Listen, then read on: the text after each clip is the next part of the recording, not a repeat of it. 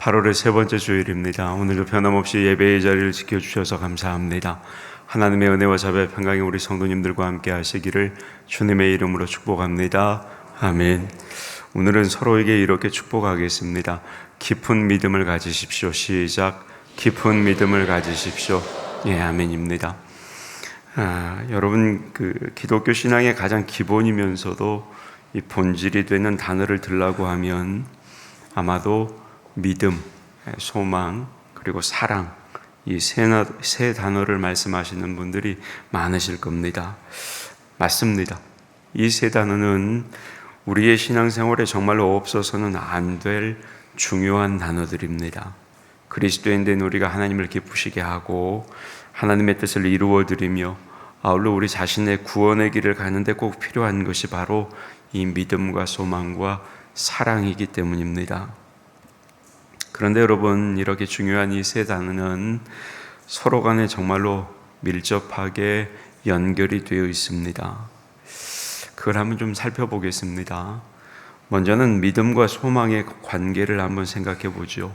자, 여러분, 믿음은 무엇을 믿는 거예요? 믿음은 바로 소망을 믿는 겁니다. 자, 만약에 소망이 아니라 멸망을 믿는다고 한번 생각해 보세요. 과연 그게 믿음일까요? 물론 믿기는 믿는 것이기 때문에 믿음이라고 말할 수도 있겠지만 그 믿음은 여러분 무의미한 믿음이 되는 겁니다. 그것은 산 믿음이 아니라 죽은 믿음인 거죠. 왜냐하면 그건 누군가를 살려주는 믿음이 아니라 누군가를 죽이는 믿음이기 때문입니다. 그런데 성경은 어떤 믿음을 죽은 믿음이라고 해요? 야고보서 2장 26절 말씀은 행함이 없는 믿음을 죽은 믿음이라고 말씀하죠. 그러면 왜 행함이 없는 믿음이 죽은 믿음입니까? 행함이 없으면 누군가를 살리지 못하기 때문입니다. 아무리 말을 그럴듯하게 해도 직접 행동해서 그 사람을 살리지 않으면 그래서 그 믿음은 죽은 믿음인 겁니다. 행함이 없으면 살리지 못해요. 따라서 소망이 아니라 멸망을 믿어서 누군가를 살리지 못하는 믿음이 되어도 그건 죽은 믿음이 되는 거죠. 그래서 여러분, 믿음은 반드시 뭘 믿어야 되는 거예요? 소망을 믿어야 되는 거예요. 그래야 살아있는 참 믿음이 되는 겁니다. 이게 믿음과 소망의 관계예요. 반대로 소망은 그것이 이루어질 것을 믿어야 소망입니다. 자, 아무리 좋은 꿈과 약속도 어때요? 믿지 않으면 그건 소망이 아니라 허망이 되어버리는 겁니다. 이루어질 것으로 믿지 않는 것은 허망한 것이지 결코 소망이 되지 못하는 겁니다. 그래서 히브리서 11장 1절은 믿음과 소망이 얼마나 가까운지를 이렇게 표현하는 거예요. 믿음은 바라는 것들의 실상이다. 무슨 말이에요? 믿음은 소망을 이루는 것이다 라는 말씀입니다. 그러니까 믿음이 있어야 바라는 것, 즉 소망이 이루어지고 소망을 이루어야 그게 곧 믿음이라는 겁니다. 이렇게 믿음과 소망은 여러분 밀접하게 연결이 됩니다. 자, 그러면 사랑과 소망은 어떨까요? 자, 여러분, 사랑을 하면 소망을 가지게 됩니다. 그래서 고린도전서 13장 7절을 보면 뭐라고 그래요? 사랑은 모든 것을 바란다, 이렇게 말씀하죠. 자, 여러분, 소망을 버린다는 건 무슨 뜻이에요? 소망을 버린다는 건 포기한다는 뜻이죠. 예를 들어서 어떤 사람이 정말 악해요. 그래서 모든 사람이 다 그 사람을 포기한다고 그래요. 그러면 그건 뭔 뜻이에요? 이 말은 그 사람에 대한 소망을 버린다는 거죠. 그럼에도 그 사람을 끝까지 포기하지 못하는 사람들이 있어요. 그런 사람을 누굴까요? 그런 사람들의 부모 또는 아내, 남편 같은 사람입니다. 그러면 왜 포기하지 못하는 거예요? 그 사람이 악해도 그 사람을 사랑하기 때문이죠. 그러니까 사랑하기 때문에 남들은 포기해도 나는 포기하지 못하는 거예요. 이렇듯 여러분, 사랑은 절대 포기하지 않는 겁니다. 다시 말해 사랑하기 때문에 소망을 가지는 거예요. 반대로 소망이 있으면 또 사랑하게 됩니다. 자, 생각해 보세요. 소망이 없다고 생각하면 아끼는 마음도 없어지고 열정도 사라지겠죠. 그래서 소망이 없다고 여겨지면 어때요? 버리고 포기하는 겁니다. 그러면 버리고 포기한다는 것은 뭐가 없다는 거예요? 그 안에 사랑이 없다는 거죠. 사랑하지 않는다는 거예요. 그래서 여러분, 사랑하지 않으면, 사랑이 없으면 소망을 포기해 버리는 겁니다. 그러나 소망이 있으면 그렇지 않죠.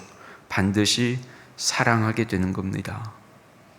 여러분, 우리 그리스도인들이 하나님 나라를 위해서 때로는 목숨을 바칠 만큼 열정적인 사랑을 가지고 헌신하는 이유가 뭐예요?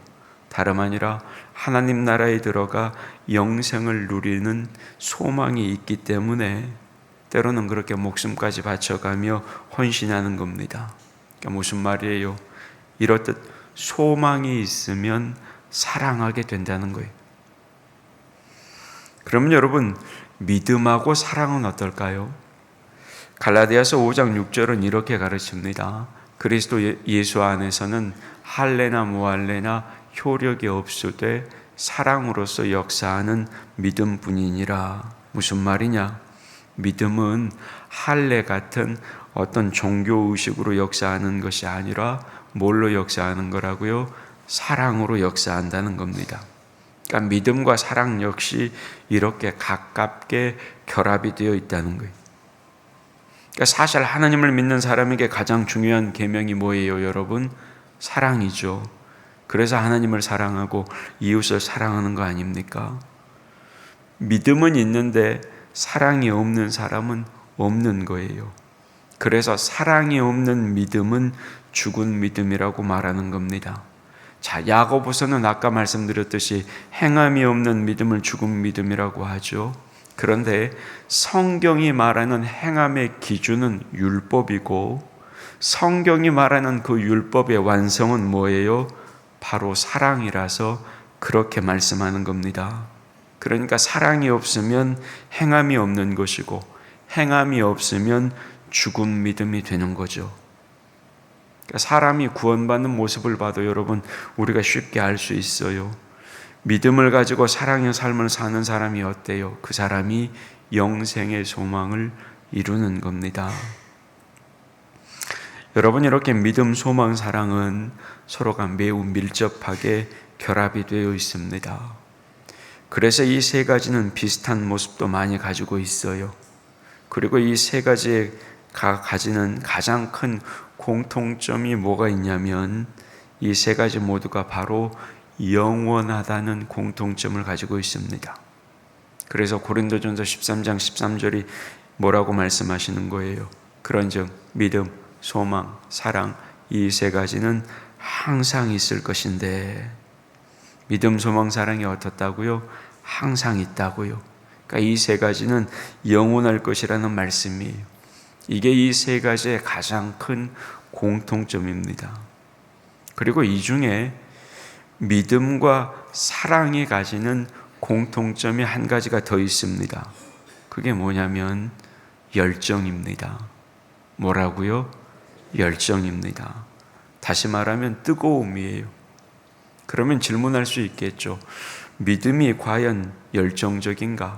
믿음이 뜨거운 것인가? 맞습니다, 여러분. 여러분, 믿음은 열정적인 거예요. 뜨거운 거예요. 믿음이 미지근하면 어때요, 여러분?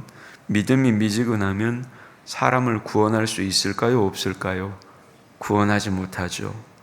그래서 얼마 전에도, 몇 주 전에도 나눈 말씀입니다만, 요한계시록 3장 16절의 말씀을 보면 주님은 당시 미지근한 교회였던 라오디아 교회에게 뭐라고 말씀하시죠? 네가 이같이 미지근하며 뜨겁지도 아니하고 차지도 아니하니 내 입에서 너를 토하여 버리리라. 무슨 말이에요?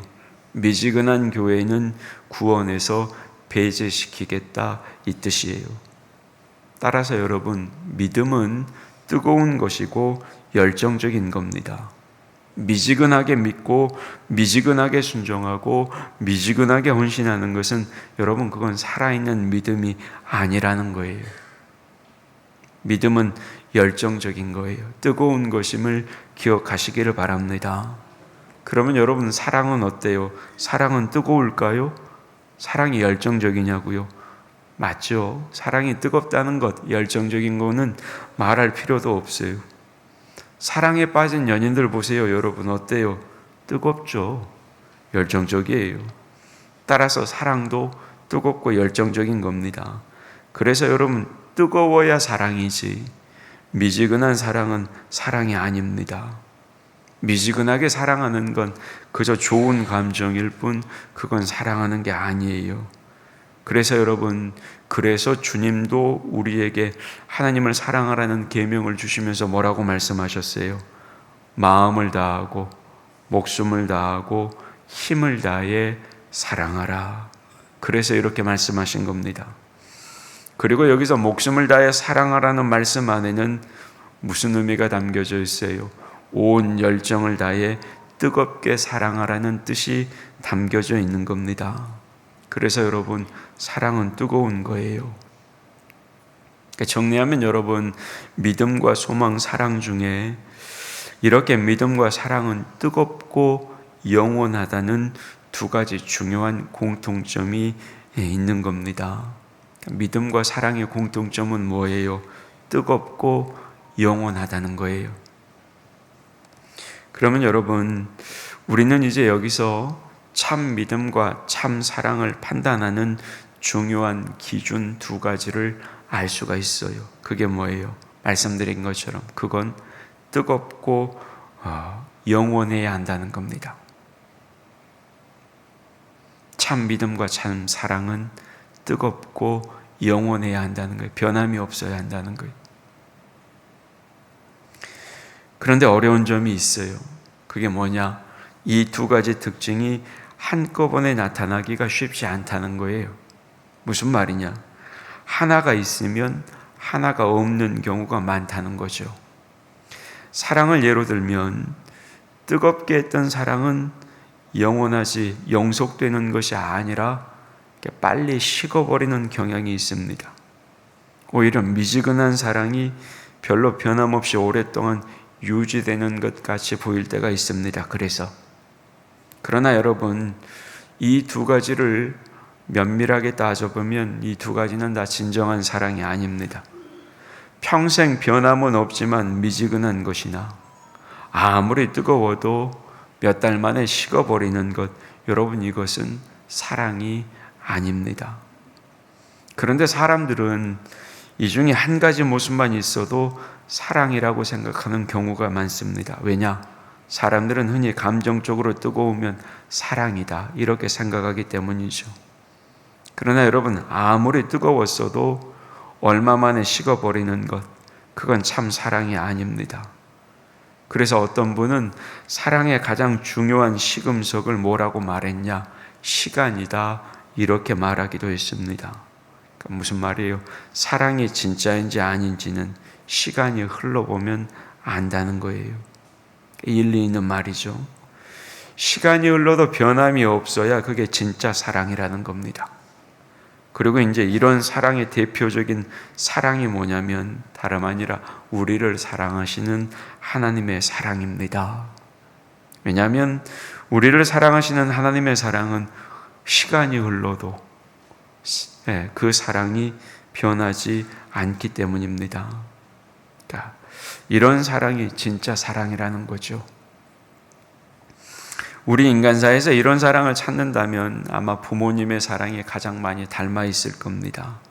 정상적인 부모라면 이렇게 사랑하겠죠. 반면에 어떤 사람은 뜨겁지는 않아도 변하지 않는 것을 좋게 여기면서 그것이 사랑이라고 말하는 사람들도 있습니다. 물론 시간이 지나도 변함이 없는 것, 그건 좋은 겁니다. 하지만 그런 변함없는 모습 속에 뜨거운 열정이 없으면 여러분, 그건 역시 사랑이라고 말할 수가 없는 겁니다. 뜨겁지 않는 것도 사랑이 아니고 뜨거웠어도 식어버리면 그것도 사랑이 아니기 때문이에요. 아마 이런 유머는 여러분 한번 좀 들어보셨을 텐데, 지금도 뭐 가끔 들려질 때가 있어요. 이야기 들 때가 있는데, 오래전에 유행했던 이런 우스개 이야기가 있습니다. 아내의 나이에 따라서 남편의 생일날 하는 행동이 달라진다는 거예요. 20대에는 어때요? 남편 생일이 되면 좋은 선물 준비하고 갖가지 어떻게 남편을 서프라이즈 해줄까 갖가지 이벤트를 준비한다는 거죠. 그런데 이제 30대로 넘어가면 어떻게 되느냐? 다른 건 별로 없어요. 그냥 좋은 음식점 가가지고 외식을 하죠. 그러면 40대로 넘어가면 어떤다고 그래요? 40대로 넘어가면 남편 생일날 하루 종일 미역국만 먹인답니다. 남편이 외박을 했을 때도 다르다는 거예요. 20대 때는 왜 외박을 했냐고, 너 죽고 나 죽자고 달려드는데, 30대 남편이 외박을 하면 일 때문에 야근했겠지 이렇게 생각한답니다. 40대는 어떻게 한대요? 어젯밤에 들어왔는지 안 들어왔는지도 별로 모른대. 관심이 없는 거죠. 여러분, 무슨 말이에요? 우스개 이야기지만 변함없이 부부로는 살지만 그 속에 열정적인 사랑은 사라졌다는 거죠.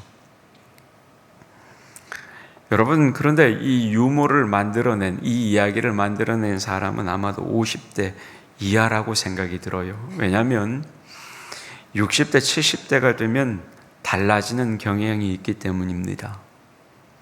가정상담가인 딘 마틴이라는 분이 있는데, 그분이 어떤 책을 썼냐면 좋은 결혼은 갑자기 이루어지지 않는다, 이런 제목의 책을 썼어요. 그런데 이 책을 보면 설문조사 결과가 하나가 나옵니다. 어떤 설문조사냐면, 당신은 좋은 남자를 만났다고 생각하십니까? 이 질문에 결혼 후 1년 정도 된 아내들은 98%, 거의 대부분이 좋은 남자랑 결혼했다고 대답을 한답니다. 근데 1년이 더 지났어요. 결혼 후 2년 정도 지난 아내들은 56%만 그렇다고 대답했대요. 1년 사이에 절반이 준 거죠.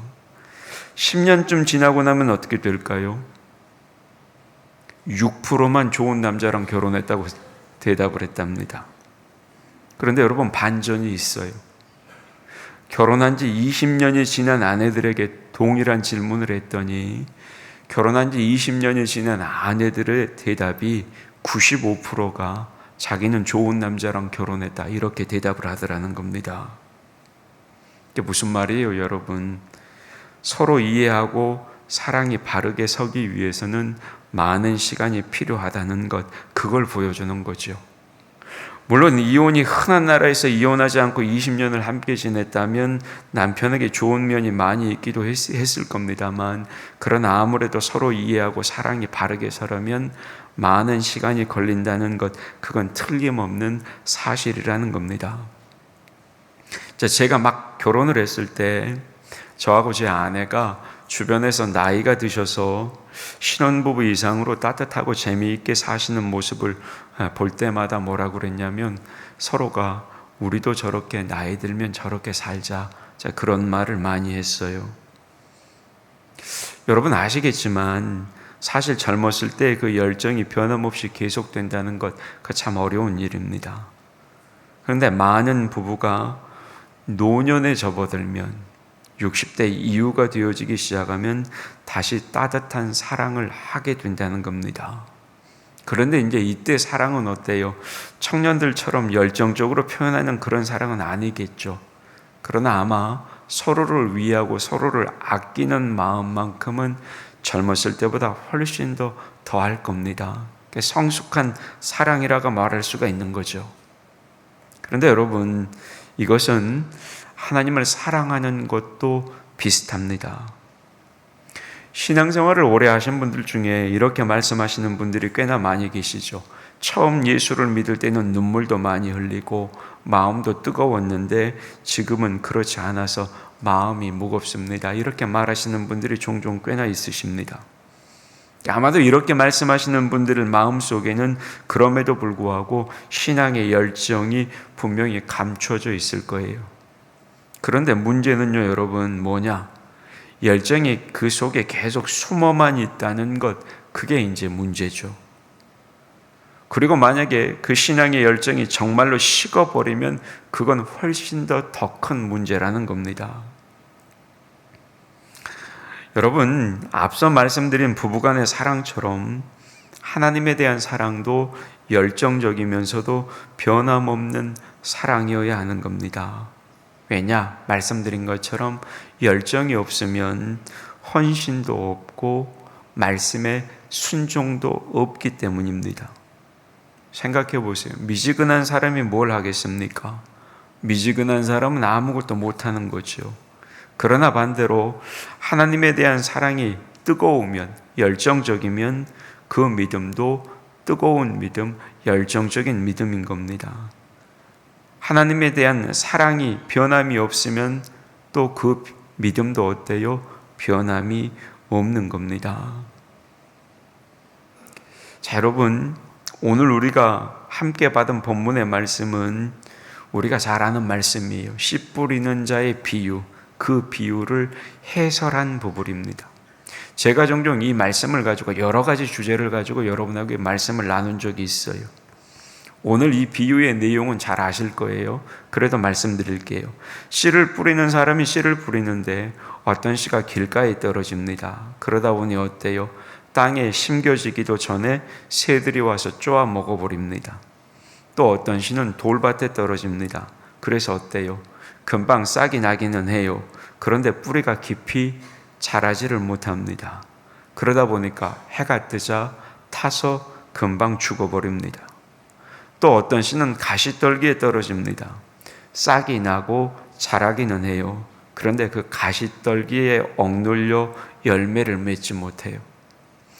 그리고 어떤 씨는 좋은 땅에 떨어져요. 그래서 어때요? 좋은 땅에 떨어졌으니까 뿌리도 깊고 잘 자라서 좋은 열매를 많이 맺습니다. 자, 여러분, 여기서 씨는 뭐예요? 하나님의 말씀이죠. 밭은 뭐예요? 사람의 마음밭을 의미합니다. 그러니까 무슨 말이에요?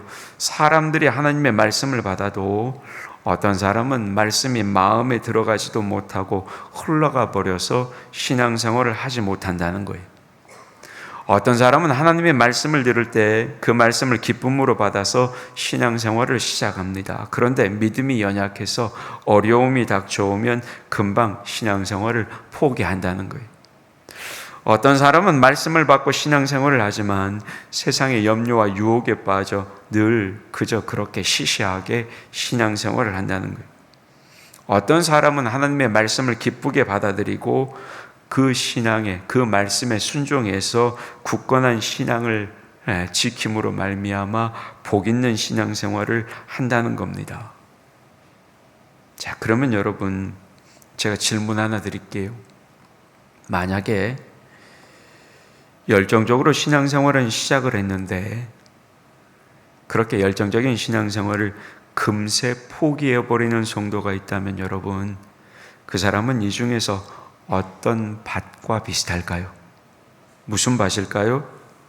예, 돌밭입니다. 하나만 더 여쭐게요. 그러면 만약에 신앙생활을 계속 하기는 해요. 그런데 아무런 열정 없이 그냥 대충 시시하게 신앙생활하는 성도가 있다면 여러분, 그 성도는 어떤 밭과 비슷할까요? 어떤 땅이에요? 예, 가시떨기 맞아요. 가시떨기 땅입니다. 자, 그러면 여러분, 우리는 어떻습니까? 지금 우리의 신앙생활은 어떠냐고요? 여러분은 지금도 변함없이 뜨거운 믿음으로 신앙생활을 하고 계십니까?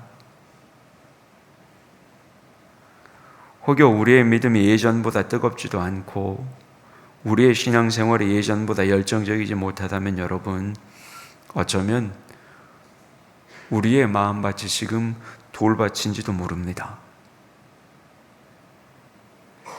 우리에게 심겨진 하나님의 말씀의 뿌리가 처음에는 좋은 땅을 통해서 잘 뻗어나갔는데 알고 보니 그 땅이 깊지를 못해서 곧 돌짝에 다다른 겁니다. 그래서 더 이상 뿌리가 깊이 들어가지를 못한 겁니다. 그래서 신앙생활의 열정이 식어버리는 거예요.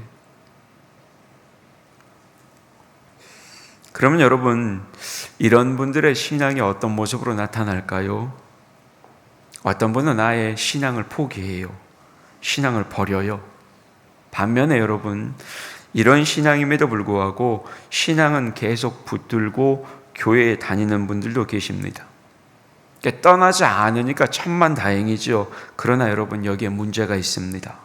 그 문제가 뭐냐? 그분의 신앙이 더 이상 자라지 않는다는 겁니다. 그러니까 처음 믿었던 그 작은 신앙의 모습으로 그냥 멈춰 있는 거예요.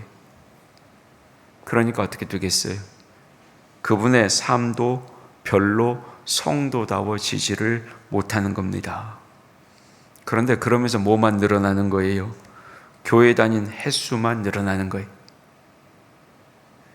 그래서 이런 분들은 외소하기 그저 없고 열매도 전혀 없는 이상한 나무같이 되어버리는 겁니다. 마치 분재처럼. 나무의 형태는 가지고 있지만 외소에서 구경거리 외에는 아무런 열매 없는 쓸데없는 존재가 되어버리는 거죠. 그러니까 교회는 오래 다녔기 때문에 사람들이 다 알아주기는 해요. 그런데 실제로 신앙의 열매가 없는 겁니다. 혹시 여러분, 저도 모태신앙입니다만 우리 중에 모태신앙이라거나 혹은 교회에 오래 다녔다는 자랑 외에 신앙인다운 삶과 열심에서는 아무런 자랑거리가 없는 혹시 그런 분 계실까요? 여기서 말하는 자랑거리는 남에게 자랑하는 열매를 말하는 게 아니에요.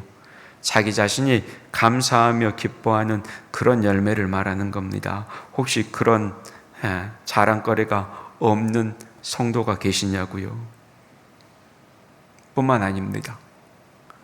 나주교회 오래된 교인이라는 자랑 외에는 신앙과 교회의 열심인 자랑거리가 없는 그런 분들 혹시 계십니까? 만약 그러면 여러분, 그런 분들은 혹시 내가 돌밭이 아닌지 한번 고민해 보셔야 됩니다. 그런 분들은 한번 고민해 보셔야 돼요. 여러분, 제가 오늘 이 말씀을 왜 자꾸 나눠드릴까? 나누는 저도 되게 부담되는 말씀이거든요, 사실은. 그런데 여러분, 제가 왜 이 말씀을 여러분에게 꼭 말씀을 드려야 됩니다. 왜 이 말씀을 나누는 걸까요? 우리는 자꾸 내가 신앙생활을 하게 되면 내 신앙생활이 잘하고 있는 것으로 착각할 때가 많아요. 매주일 교회 나와서 예배드리고 하나님 말씀 듣고 세상 돌아가서 남들하고 똑같이 살면서 그럼에도 불구하고 내가 하나님 앞에서 진짜 신앙인인 줄 알고 산다고요. 그런데 여러분, 그거 내 착각일 수 있어요. 그건 내 착각일 수 있다고요. 하나님은 그렇게 생각하지 않으실 수 있어요. 무슨 말이에요? 그래서 하나님 말씀 앞에서 우리 신앙을 자꾸 돌아봐야 돼요. 성찰해야 된다고. 그래서 부담되지만 말씀드리는 거예요. 여러분, 앞에서 살폈듯이 돌밭은 처음에는 열정적으로 믿었으나 곧 식어버린 사람을 가리키는 겁니다. 그러다 보니 이제는 뭐가 없어요? 신앙의 열정이 없어요. 하나님과 이웃과 교회를 위해서 전처럼 열심을 내지도 않아요. 그래서 오히려 우리 중에 예전에 봉사했던 자랑거리는 있어도 지금은 별로 섬기고 헌신하는 자랑거리가 없다면 여러분, 그런 분도 내가 돌밭이 아닌지 오늘 말씀 앞에서 근심하며 자기 자신을 돌아볼 수 있어야 되는 겁니다. 흙이 아주 얇아서 1, 2년 하셨던 그런 분도 계실 수 있습니다. 아니, 10년 하셨던 분도 계실 수 있습니다. 그러나 여러분, 만약 지금은 그렇지 못하면 그것도 죄송합니다. 여전히 돌밭입니다. 그저 돌짝 위에 흙이 다른 사람보다 조금 두터웠을 뿐입니다. 성도 여러분, 우리는 조금만 들어가면 돌이 나오는 그런 돌밭이 아니라 아주 깊숙이 들어가도 여전히 좋은 흙이 나오는 좋은 밭, 옥토여야 하는 겁니다. 주님이 그걸 이야기하시는 거예요.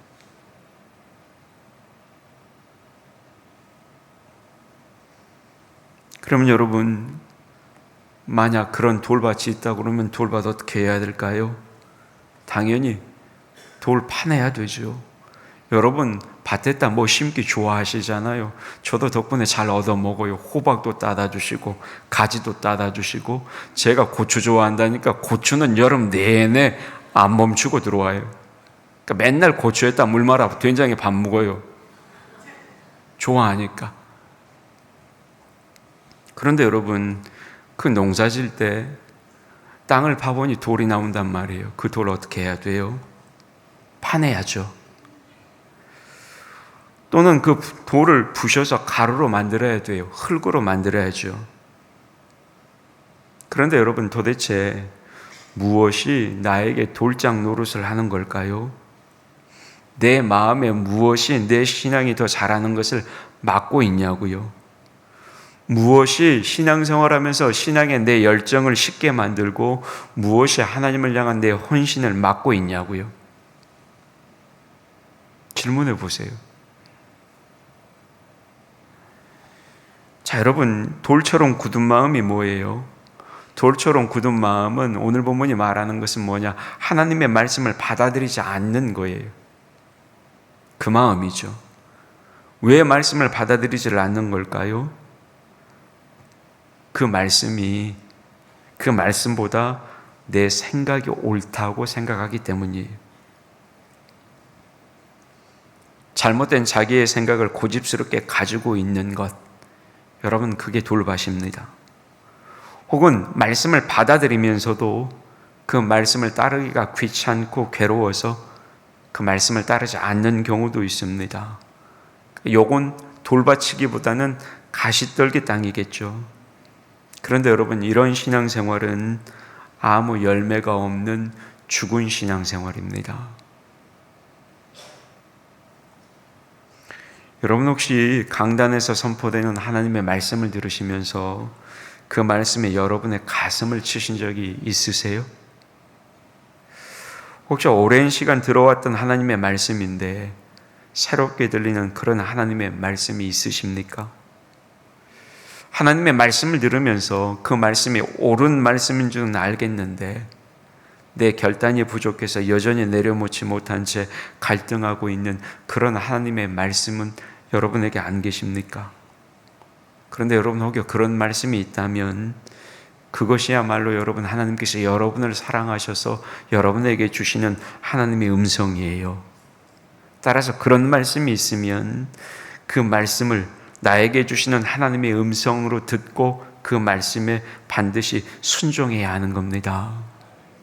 지금까지 생각하던 것과 다른 하나님이 주시는 그 말씀을 듣고 받아들여서 과거의 내 생각, 내 행동을 여러분 고쳐야 하는 겁니다. 자, 목회를 하니까 성도님들을 종종 뵈겠죠. 그러면 그렇게 말씀하시는 분들이 계세요. 하나님이 주시는 말씀대로 제가 순종하며 살아보겠습니다. 그렇게 고백하시는 분들이 계세요. 그러면 목회자 입장에서는 정말 감사한 일이죠. 그러나 정반대로 전혀 변화가 없는 분들도 계세요. 여러분, 직분자라고 해서 다 듣는 게 아니에요. 죄송합니다. 모든 직분자는 그렇지 않지만 직분자들이 훨씬 더 고집이 세요. 그런데 여러분, 아셔야 됩니다. 하나님이 지금 우리에게 변화라고 주시는 말씀을 우리가 받아들이지 않고 과거의 잘못된 사고방식이나 생활 습관을 고집하면 어떻게 되느냐? 그렇게 되면 이제 돌밭이 되는 거예요. 따라서 여러분, 하나님의 말씀을 들으면 우리는 마음을 열고 그 말씀대로 우리의 모습을 고치려고 노력해야 하는 겁니다.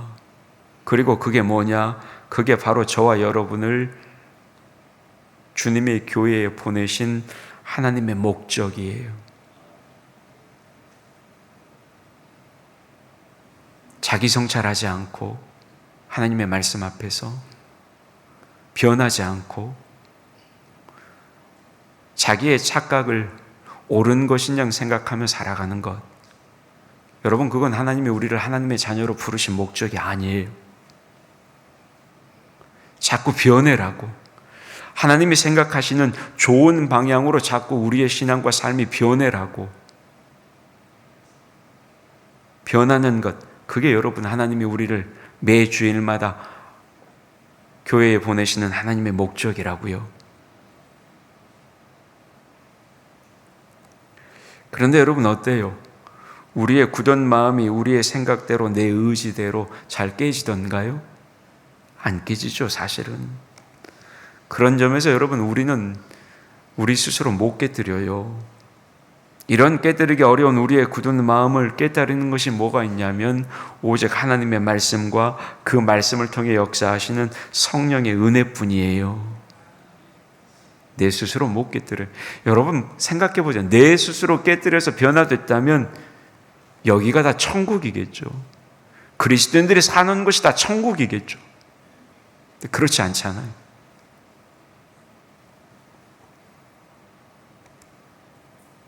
우리 굳은 마음을 깨뜨리는 건 하나님의 말씀이에요. 그리고 그 말씀을 통해 역사하시는 성령의 은혜죠. 그래서 에레미야서 23장 29절에 뭐라고 증거해요? 여호와의 말씀이니라 내 말이 불같지 아니하냐 바위를 쳐서 부서뜨리는 방망이 같지 아니하냐 이렇게 말씀하시는 거예요. 무슨 말이에요? 하나님의 말씀이 모든 악을 사르고 모든 악을 부서뜨린다 이 말씀이지요. 우리의 죄악도 사르고 우리의 완악하고 굳은 마음도 부서뜨리는 것, 그게 하나님의 말씀이라는 말이에요. 뿐만 아닙니다. 요즘 새벽마다 에스겔서 묵상합니다만 에스겔서 11장 19절에 뭐라고 말씀해요? 내가 그들에게 한 마음을 주고 그 속에 새 영을 주며 그 몸에서 돌 같은 마음을 제거하고 살처럼 부드러운 마음을 주겠다 이렇게 말씀하세요. 무슨 말이에요? 성령께서 우리의 굳은 마음을 부드럽게 하고 우리의 굳은 마음을 새롭게 만들어 주신다 이 말씀이에요. 따라서 성도 여러분, 우리 마음의 돌을 가루로 만들며 가시떨기를 제거하는 것은 오직 하나님의 말씀과 성령의 역사뿐입니다. 따라서 우리의 신앙생활이 왜소한 모습으로 굳어지고 자라지도 않고 열정적으로 헌신하지도 않고 있으면 여러분, 우리는 하나님의 말씀을 늘 더 가까이 해야 하는 겁니다. 더 많이 성경을 읽고 더 부지런히 예배를 드리면서 하나님의 말씀을 들어야 하고 그 하나님의 말씀을 들으면서 내 자신을 그 하나님의 말씀 앞에 성찰할 수 있어야 한다는 겁니다. 깨달아야 돼요. 왜요? 하나님의 말씀이 우리의 굳은 마음을 깨트려서 부드럽게 만들어 주시기 때문입니다. 뿐만 아니에요. 하나님의 말씀 앞에서만 성찰하면 안 되겠죠. 말씀이 있으면 뭐가 있어야 돼요? 지난주에 말씀드렸잖아요. 기도가 있어야 돼요. 기도해야 하는 겁니다. 기도를 통해 성령의 도우심을 받으면 우리의 굳은 마음이 부드러워지는 겁니다. 이렇게 말씀 앞에, 기도 앞에 깨어 있을 때 성령께서 역사하시는 것이고 우리의 굳은 마음, 내 속에 있는 돌들이 부서지기 시작하는 겁니다. 근데 우리는 어때요? 생각해 보세요. 말씀만 듣고 주일날 와서 돌아가 버려. 기도도 안 해. 한 주간 말씀도 안 들여다봐. 그러니 우리의 굳은 마음이 깨지지 않아요. 그 마음 가지고 와서 여전히 내가 신앙생활 잘하고 있다고 착각하는 거예요. 하나님은 그렇게 생각하지 않으신다고요. 여러분, 하나님의 말씀 앞에, 그리고 기도 앞에, 그리고 그 속에서 역사하시는 성령의 은혜를 사모하시기를 축복합니다. 그래야 여러분 우리가 깨져요. 우리의 믿음이 살아있는 믿음이 되는 겁니다. 그래야 우리 신앙생활이 다시 기쁨과 감사와 보람과 축복이 넘치는 신앙생활로 바뀌어지는 겁니다. 말씀을 맺겠습니다. 성도 여러분, 처음에 말씀드렸어요. 참 믿음과 참 사랑은 뜨거우면서도 영원한 겁니다. 무슨 말이냐? 하나님을 믿는 우리의 신앙생활, 하나님을 사랑하는 우리의 신앙생활이 뜨거우면서도 영원해야 한다는 겁니다. 그런데 시간이 지나고 세월이 흐르다 보면 어때요? 열정이 식어요. 뜨거움이 식는다고요. 그때마다 기억하셔야 돼요, 여러분. 뭘요? 믿음과 사랑은, 성경이 가르치는 믿음과 사랑은 뜨거우면서도 영원한 것이라는 사실, 여러분 그것을 기억해야 되는 겁니다. 나이가 많다고요? 나이가 많아서 열정이 없다고요? 아니요, 여러분. 나이가 많다고 열정이 없는 건 아니에요. 교회가 오래됐다고 해서 그 교회가 쇠퇴하는 것도 아니에요. 뭐가 문제예요? 내가 쇠퇴하는 거예요.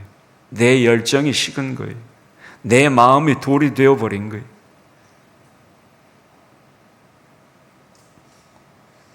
말씀드렸잖아요. 나이가 들수록, 세월이 갈수록 새로워지는 뜨거운 열정과 사랑도 있는 거예요. 그 사랑과 열정을 성령의 역사 속에 말씀과 기도로 깨워야 하는 겁니다. 우리의 굳어진 마음, 우리의 고집들, 그걸 부셔야 하는 거예요. 그래서 여러분, 우리의 믿음과 사랑이 더 깊어지고 더 새로운 열정으로 채워져야 하는 겁니다. 그게 뭐예요? 우리 얕은 믿음이 깊어지는 거예요. 그게 얕은 믿음이 깊어지는 거라고요. 사랑하는 성도 여러분, 우리의 얕은 믿음이 깊어지기를 주님의 이름으로 축복합니다. 하나님을 향한 우리의 사랑이 늘 새로워지시기를 축복합니다.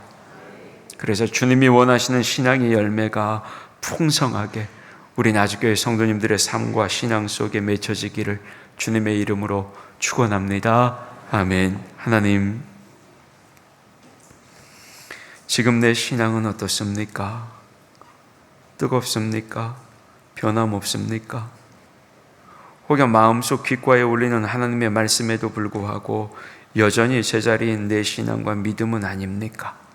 혹시 돌짝밭, 가시떨게 가득한 땅이 내 마음은 아닙니까? 그러면서도 옥토로 착각하고 있는 것 아닙니까?